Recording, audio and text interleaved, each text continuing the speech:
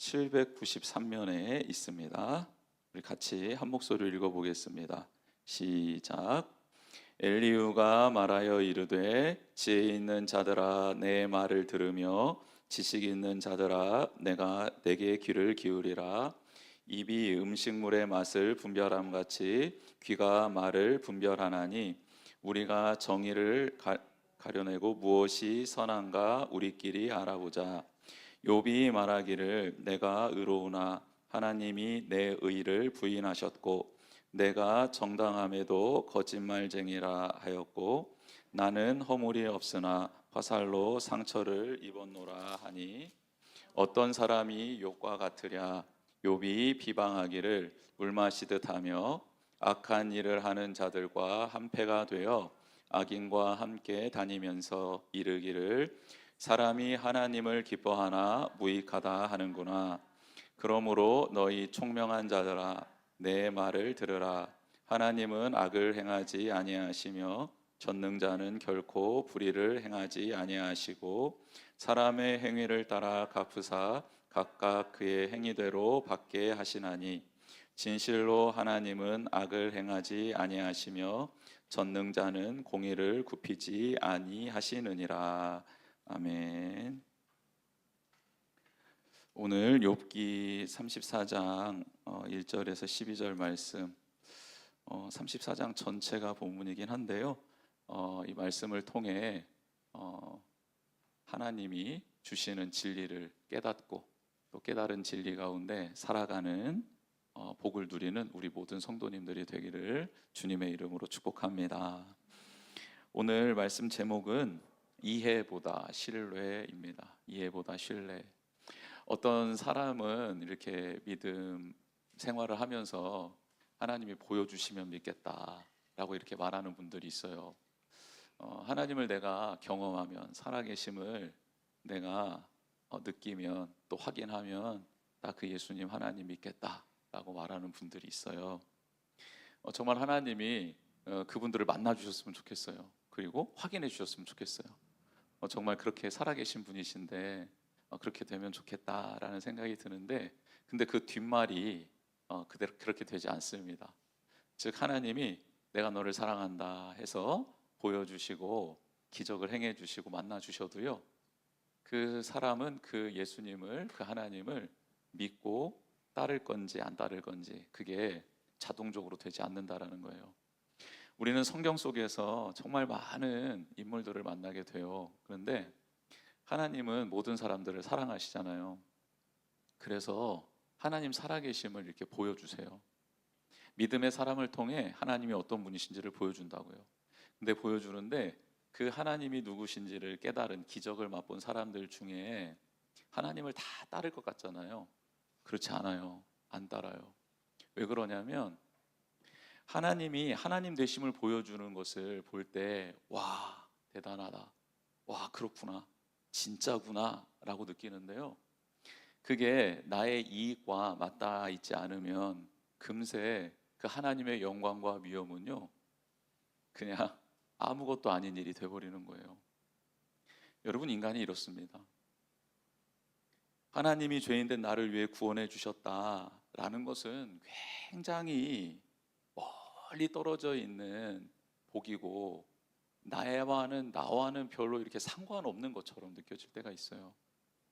그런데 내가 지금 너무너무 괴롭고 힘든 자금의 문제, 건강의 문제, 관계의 문제가 있어서 하나님께서 그것을 탁 해결해 주셨을 때는요, 정말 하나님 살아계시구나, 하나님 나와 함께 하는구나 라고 이렇게 고백하게 되는 거죠.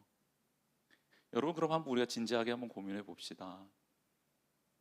영원한 시간을 우리에게 선물로 주시는 예수 그리스도를 믿음으로 구원받게 해주신 이 복, 이 진리, 이 사실이 더 위대하고 높고 평생 동안 감사해도 갚지 못할 내용입니까?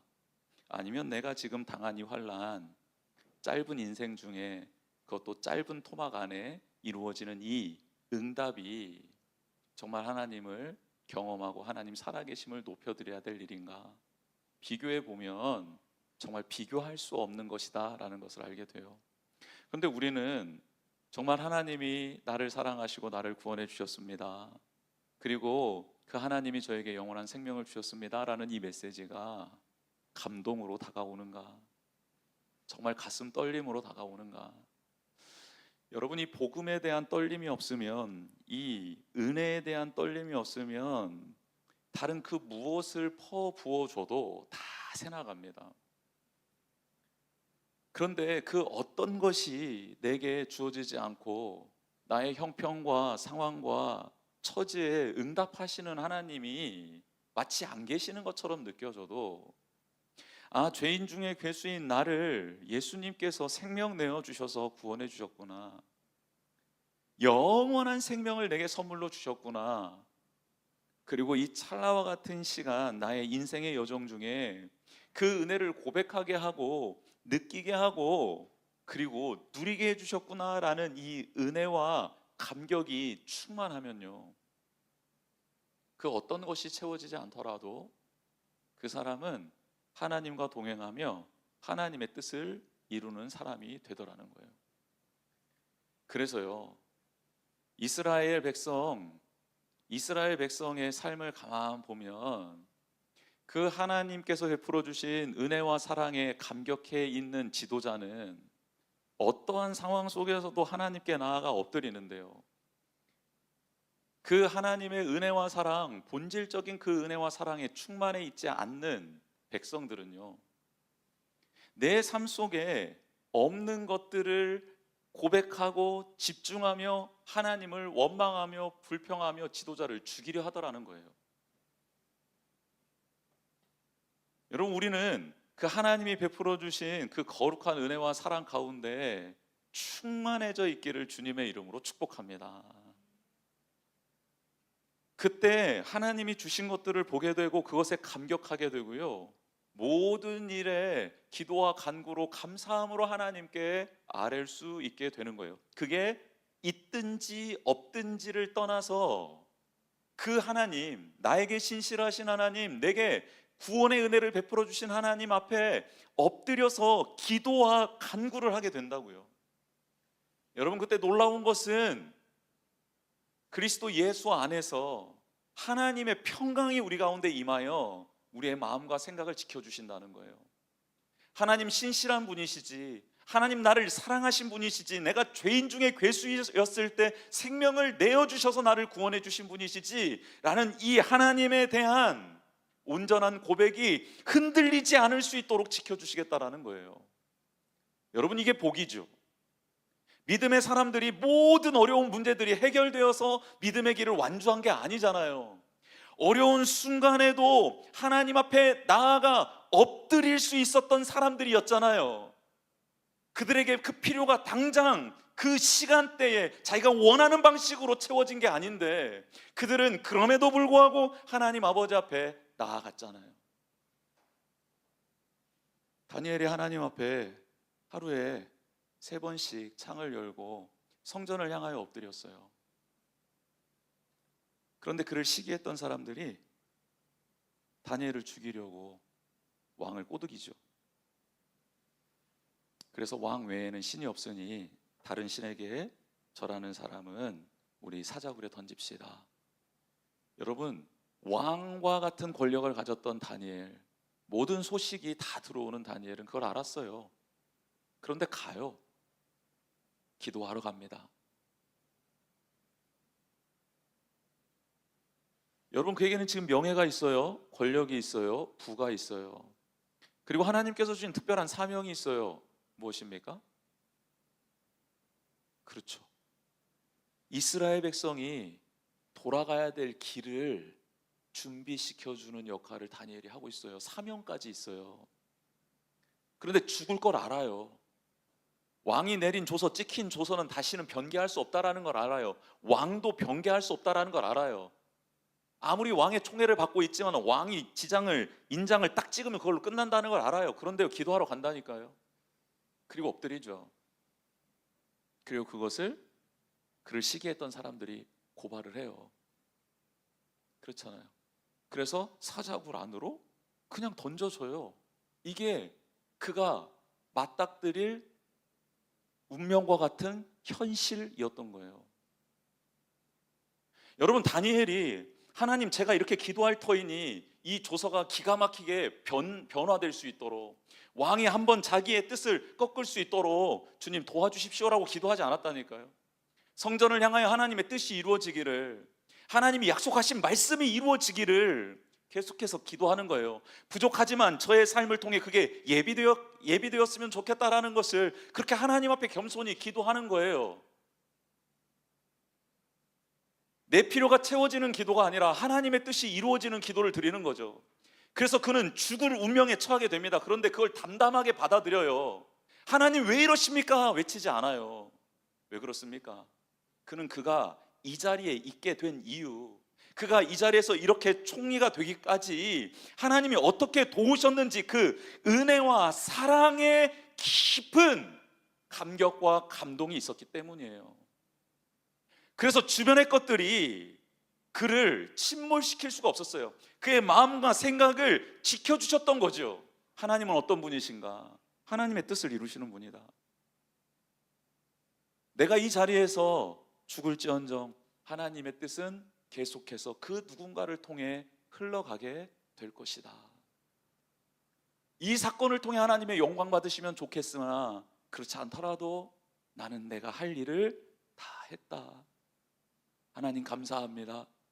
하나님 끝까지 하나님이 나의 왕이심을 고백할 수 있게 해주셔서 감사합니다. 왕한테 왜 그랬냐 하소연하지 않습니다. 분풀이하지 않습니다. 그냥 사자굴로 뛰어 들어갑니다.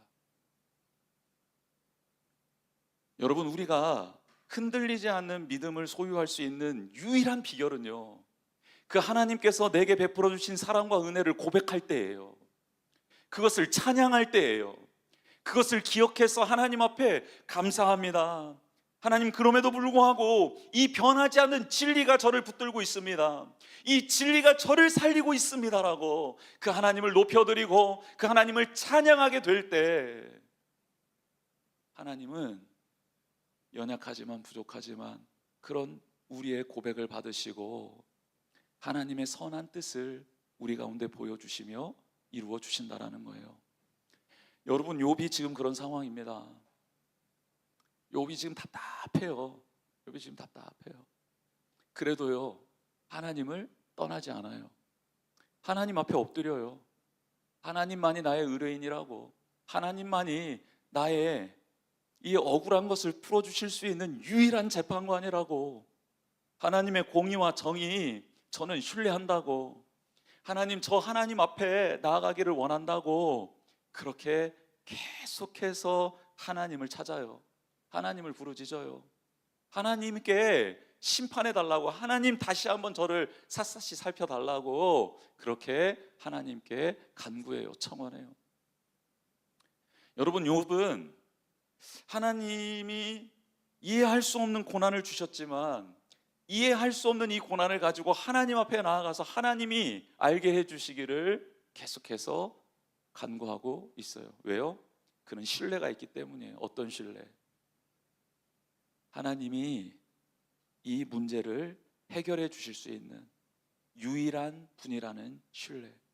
그리고 하나님이 혹 나에게 이런 징벌을 내리셨을지라도 하나님은 구원을 베풀어 주시며 나를 긍휼히 여겨주셔서 구원해 주실 수 있는 분이라는 이 신뢰를 바탕으로 이 고난의 자리에서 하나님 앞에 다시 나아가요.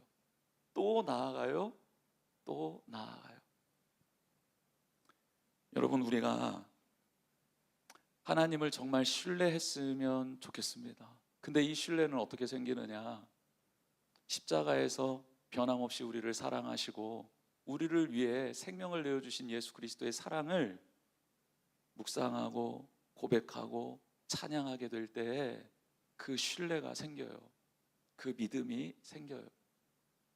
다른 것으로서는 주어지지가 않아요. 그래서 우리가 다시 한번 그 주님을 바라보며 그 십자가를 붙들게 되기를 주님의 이름으로 축복합니다. 여러분, 새 친구가 아무리 말을 해도 욥도 받아들여지지 않고 새 친구들도 받아들여지지가 않아요. 서로 냉전 상태가 돼버려요. 서로 죄인이라고 헐뜯어요. 정죄하기 시작해요. 그러다가 엘리후라는 젊은 사람이 등장해요. 그는 새로운 지혜로 말을 하는 것 같아요. 그래서 33장에 보면 엘리후가 한 가지 고난을 해석하는 관점을 제시하죠. 그것은 무엇이냐면 인과응보를 넘어서는 하나님이 주시는 고난은 우리로 하여금 바른 길로 가게 하는 교훈의 성격이 있다라는 조금은 색다른 해석을 해 놓아요. 그렇게 욥에게 말을 하죠. 여러분, 근데 이미 욥은 그 고백을 했어요. 하나님의 거룩하고 높은 뜻 우리가 헤아릴 수는 없다. 그러나 하나님의 선한 뜻이 이루어지는 과정일 거다라고 이미 욥이 고백한 적이 있어요. 그러니까 엘리후가 말하는 이 지혜도, 이 지식도 완전히 새로운 건 아니에요. 그런데요, 젊잖아요. 젊어서 혈기왕성하게 계속해서 자기 주장을 펴내려가요. 근데 욥이 엘리후가 한 말에 대해서는 대답을 하지 않습니다. 왜 그럴까요? 지쳤을 수도 있어요. 그리고 색다른 게 아닌 거예요. 그래서 엘리후가 계속 말하는데 그냥 그것을 그냥 듣고 있습니다. 오늘 34장에 엘리후가 이렇게 말해요. 엘리후가 말하여 이르되 지혜 있는 자들아 내 말을 들으며 지식 있는 자들아 내게 귀를 기울이라. 내 말 좀 들어봐 달라라고 말을 하죠. 여러분, 젊은 사람이 나이 많은 사람들, 지혜자들 앞에서 말을 한다라는 것은 당시 문화에서는 참 있을 수 없는 일이었어요. 그러니까 엘리후가 그동안 그 세 친구와 욥과의 대화를 가만히 듣고만 있었던 거예요. 끼어들 수 없었던 거예요. 근데 그들의 말이 이제 어느 정도 다 정리됐다 싶어서 나선 거죠. 그러면서 내 말을 좀 들어달라, 내게 귀를 기울여 달라라고 말을 합니다. 여러분, 누구나 다 이래요. 그렇죠? 말을 할 때요, 누군가가 내 말에 귀를 기울여 주지 않고 들어주지 않으면요, 그 사람과 대화하기 싫고 사귀기도 싫고 함께 있기도 싫어요. 근데 누군가가 내 말을 잘 들어주잖아요. 경청하잖아요. 그러면요, 그 사람이 얼마나 귀한 동료가 되는지 몰라요. 여러분, 그래서 경청의 기술이라는 게 있어요. 말만 잘 들어주잖아요. 그리고 호응만 잘해주잖아요. 그럼 좋은 벗이 될 수 있습니다. 사람의 마음을 얻을 수 있어요. 그런데 우리 가만 보면요, 우리가 상대방이 말할 때 되게 딴짓을 많이 해요. 먼 산을 쳐다보다가 핸드폰을 본다거나 손톱을 뜯는다거나 아니면 멍 때리고 있다 이래요. 여러분, 그래서 친구가 없는 거예요.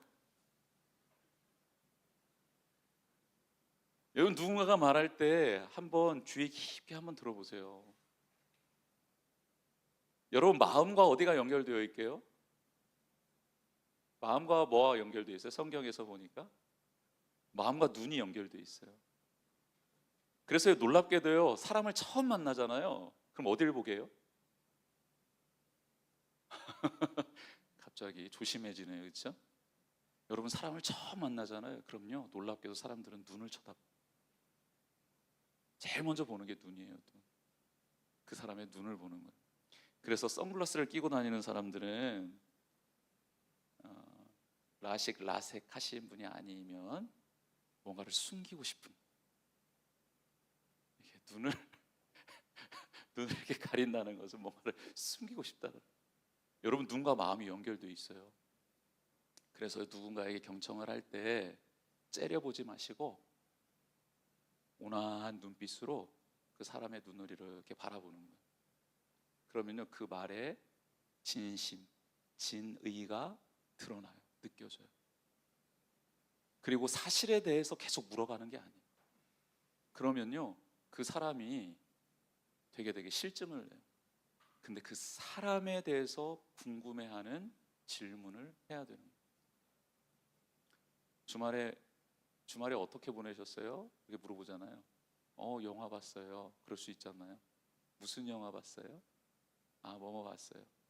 어느 영화 봤어요? 몇 시에 봤어요? 누구랑 봤어요? 어디서 봤어요?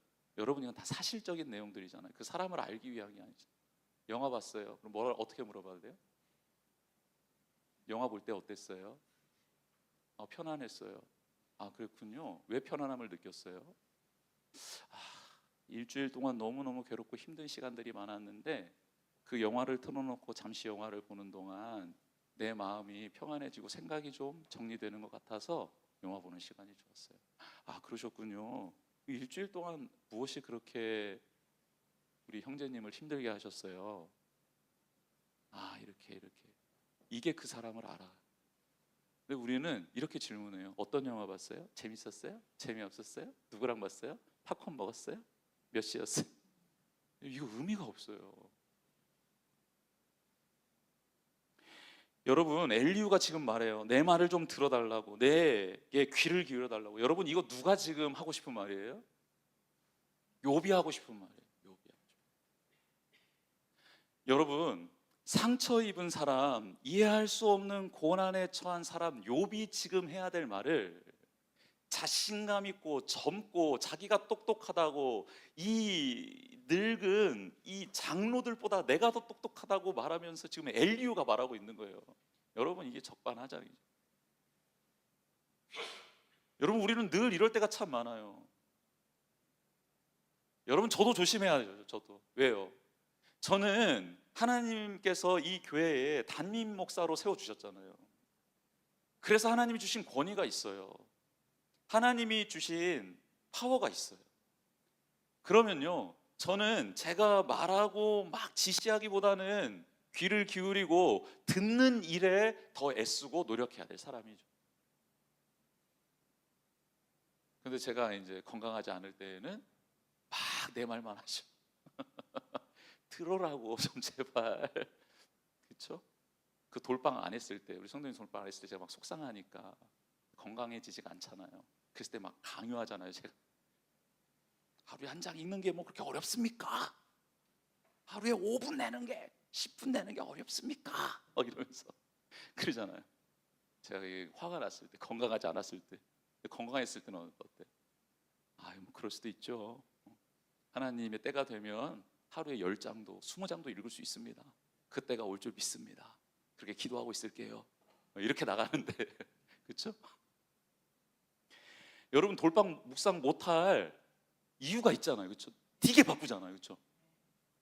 숨 쉴 틈이 없잖아요. 화장실 갈 시간이 없잖아요. 쇼츠 볼, 동영상 볼 시간이 없어서 그런 거 아닙니까? 들어야 돼요. 왜 못하는지. 어려우시군요. 그렇군. 이해를 해야 되는 거예요. 여러분, 입이 음식물의 맛을 분별함 같이 귀가 말을 분별하나니. 분별하라는 거예요. 잘 들어보라는 거예요. 여러분, 우리가 분별의 영, 분별의 은혜, 분별의 은사를 구해야 돼요. 여러분, 다 말이라고 말이 아니에요. 그렇죠? 여러분, 우리가 진리를 기준으로, 하나님의 말씀을 기준으로, 하나님의 뜻을 기준으로 분별을 해야 돼요. 분별을. 그리고 그 말씀으로 인쳐진 내 안에 하나님의 영광, 예수 그리스도의 성품으로, 그게 이제 양심이 그렇게 변화되는 거거든요. 그 양심으로 일상생활에 일어나는 일들을 분별할 수도 있어야 되는 거죠. 하나님의 말씀이 기준이 되고 그 말씀이 내 양심을 깨우고 나를 새롭게 한 그것으로 분별하며 나아갈 수 있어야 된다는 거예요. 여러분, 4절입니다. 우리가 정의를 가려내고 무엇이 선한가 우리끼리 알아보자. 여러분, 엘리후가 지금 말합니다. 우리끼리 한번 알아보죠. 우리끼리. 답이 없어요. 우리끼리 아무리 논해봐야 답이 없어. 그래서 욥이 아무 말도 안 하는 겁니다. 이제 더 이상 우리끼리 안에서는 답이 없어요. 엘리후가 좋은 말을 하는 것 같지만 이미 욥이 알고 있었던 내용들이에요. 그리고 엘리후가 계속 말하지만 이제 34장 후반절에 가잖아요. 그러면 다시 똑같이 욥의 새 친구들처럼 인과응보적 권선징악적 해석으로 욥을 정죄하기 시작해요. 다시 도돌이표로 돌아가는 거예요. 시작은 고난을 통해 우리가 교육받을 수 있다, 하나님의 뜻을 알 수 있다라고 말을 하지만 결과론적으로는 다시 인과응보로 돌아가더라는 거예요. 선한 게 없어요. 우리끼리 알아보는 거는 한계가 있는 거예요. 즉, 기도의 자리가, 하나님의 뜻에 귀를 기울이는 자리가, 즉 말씀을 배우고 말씀 속에서 길을 찾는 시간이, 그리고 그 길이 맞다라고, 그 길을 걷고 싶다라고, 걸을 수 있는 힘과 능력을 달라고, 하나님의 뜻이 이루어지기를 원한다고 엎드리는 기도의, 간구의 자리가 있어야 한다라는 거예요. 동역자들과 함께 꿈을 꾸는 자리, 함께 걸음을 뗄 수 있는 그 자리가 필요하다라는 거예요. 여러분, 이 우리끼리라는 말이 참 좋아 보여요. 그런데 하나님의 말씀이 빠지고 하나님의 은혜와 그 은사, 그 힘이 주어지는 기도의 자리가 빠지고, 그리고 동역함이 빠지면 그 우리끼리는 아무런 의미가 없는 거죠. 5절입니다. 욥이 말하기를 내가 의로우나 하나님이 내 의를 부인하셨고. 욥이 이렇게 되게 답답하게 하나님께 아뢰는 적이 있어요. 하나님, 제가 하나님 앞에 의롭게 살았는데 하나님 어떻게 저를 이렇게 모른 척 하십니까? 제가 하나님과 쌓아왔던 그 거룩한 관계가 다 무용지물인 것 같습니다라고 말했던 적 있어요. 답답함으로 하나님께 그렇게 토로했던 적이 있습니다. 6절, 내가 정당함에도 거짓말쟁이라 하였고 나는 허물이 없으나 화살로 상처를 입었노라 하니. 그런데요, 여기에서 엘리후가 욥이 하지 않은 말을 말해요. 정당함에도 거짓말쟁이라 하셨고, 하나님이 거짓말쟁이라고 하신 적이 없고, 또 이게 원어적으로 보면 하나님을 거짓말쟁이라고 말한 적도 없어요. 그러니까 하나님도 욥을 향해서, 욥도 하나님을 향해서 왜 거짓말하냐고 이렇게 말한 적 없습니다. 그런데 엘리후가 이것은 지어내죠. 여러분, 없는 말, 그저 추리해서 유추해서 하는 이런 말이요, 큰 상처가 돼요. 여러분, 놀랍게도 누군가에게 어떤 말을 듣고 어떤 논의하는 과정 속에서 내가 이렇게 듣잖아요. 그런데요, 사실이 왔다 갔다 말한 것은 사실인데 그게 내 안에서 재해석이 돼요. 그래서 내가 그들이 했던 말을 똑같이 말해보라고 하잖아요. 그러면요, 저는 저의 생각과 감정과 저의 그동안의 경험들이 결부되어서요, 그들이 했던 말을 설명하는데 똑같이 설명하는 게 아니라 저의 생각과 감정과 경험이 들어간 말로서 설명이 들어간다고요. 그래서 가장 조심해야 될 게, 누군가에게 들었던 말을 다른 사람들한테 전달하는 거, 이거 되게 조심해야 돼요. 여러분, 지금 새 친구들과 욥이 논쟁하는 것을 엘리후가 지켜봤잖아요. 그러고 난 다음에 하는 말인데도 이렇게 틀린 말을 해요. 하지 않았던 말을 해요. 여러분, 이게 인간이죠. 아무리 지혜로워도, 아무리 총명해도요, 인간은 이런 존재라는 거예요. 그래서 말에 실수가 없는 자가 정말 복된 자라고 하잖아요. 입술에 파수꾼을 세우는 자. 그래서 될 수 있으면 선하고 정직하고 의로운 말들, 사랑의 말들을 많이 하면 좋겠고요. 누군가를 정죄하고 판단하는 말들은 삼가는 우리가 되었으면 좋겠어요. 7절입니다. 어떤 사람이 욥과 같으랴. 욥이 비방하기를 물 마시듯 하며 악한 일을 하는 자들과 한패가 되어 악인과 함께 다니면서 이르기를 사람이 하나님을 기뻐하나 무익하다 하는구나. 이거 욥이 한 행동 아니지요. 그런데 이렇게 했다라고 말하는 거예요. 왜요? 그래야 욥의 고난이 이해가 되니까. 그렇게 욥을 몰아가는 거예요. 욥이 어떻게 살았는지, 그의 삶을 조사하고 반추해보고 들어보지 않고 판단하며 정죄하는 일로 나아가는 것이죠. 여러분, 그런데 예수님은 어떻습니까? 저는 오늘 이 말씀 읽다가 가늠하다 잡혀온 여인이 생각났어요. 여러분, 현장범입니다. 예수님을 올무에 걸어서 넘어뜨리려고 그렇게 가늠하는 여인, 그 함정을 파놓고 그 바리새인과 서기관들이 그 주변에 숨어 있다가 가늠하자마자 현장범으로 잡아가지고 온 거예요. 남자는 어디 갔는지 모릅니다. 여자만 잡아다가, 힘없는 여자만 잡아다가 놓는 걸 봐서는 남자와 한패였던 것이죠. 그 여자 가엾게 와서, 끌려와서 예수님 앞에 내동댕이 쳐졌습니다. 그리고 사람들이 말합니다. 가늠하다 잡혀왔습니다. 모세의 율법에 의하면 돌로 쳐 죽이라는데 어떻게 할까요? 예수님이 힘없고 소외된 자, 죄 많은 자, 억울한 자들을 자유케 하시고 풀어주시고 그들에게 은혜의 해를 선포하는 것이 너무 못마땅했던 이 서기관과 바리새인들은 이렇게 함정을 판 것이죠. 여러분, 예수님은 어떻게 하셨습니까? 네, 정죄할 수 있습니다. 판단할 수 있습니다. 왜 그랬냐고 나무랄 수도 있습니다. 모든 것을 아시는 주님이 그의 마음, 내밀, 은밀한 곳까지 다 파헤쳐서 낱낱이 그 모든 그 안에 있었던 더러움과 추악함들을 다 꺼내놓으실 수도 있는 분이시죠. 그런데 어떻게 하셨죠? 침묵하십니다. 침묵. 말씀을 하지 않아요. 그리고 시간이 지난 다음에 일어서셔서 하시는 말씀이 죄 없는 자가 돌로 이 여인을 치라 하십니다.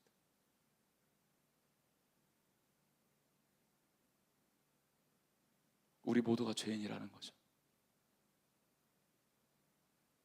왜 너의 죄는 보지 못하고 남의 죄만을 거대하고 크고 죽어도 싼 죄라고 치부하냐고. 만물을 창조하신, 우리를 창조하신 창조주께서 말씀하고 있는 거예요.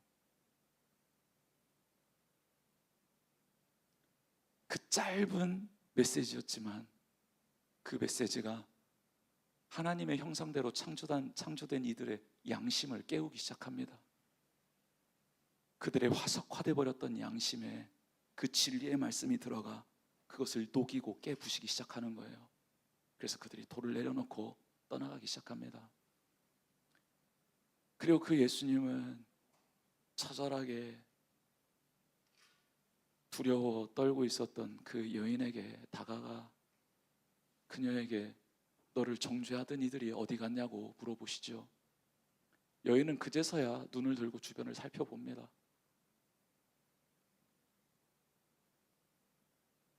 아무도 없는 걸 발견하고 아무도 없습니다. 그렇게 말하는 그 여인에게 예수님 말씀하시죠. 나도 너를 정죄하지 않는다. 그러니 다시는 죄를 범하지 말거라 하면서 그 속박되었던 갇혀 있었던 그 여인에게 자유를, 해방을 선물해 주시면서 그 은혜 안에서 새로운 삶을 살아갈 은혜의 해를 선포해 주십니다. 누군가는 정죄하고 누구는 없었던 일을 만들어내고 누구는 그를 자기의 틀거리에 자기의 생각에 가두려고 그렇게 합리화시키며 없었던 일들도 만들어 나가며 정죄하는데 예수님은 그 일을 당장 멈추라는 거예요. 멈추고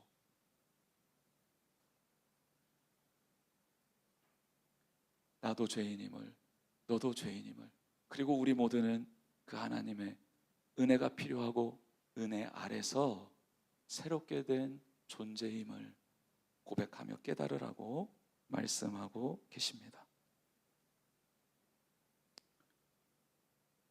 10절, 그래서 전능자는 결코 불의를 행하지 아니하신다. 하나님은 선하시다. 하나님은 완전하시다라는 결론이 나고요. 21절 읽진 않았지만 우리 욥기 34장 21절 한번 읽어보겠습니다. 시작. 그는 사람의 길을 주목하시며 사람의 모든 걸음을 감찰하시나니. 아멘. 하나님이요 바라보고 계신다라는 거예요.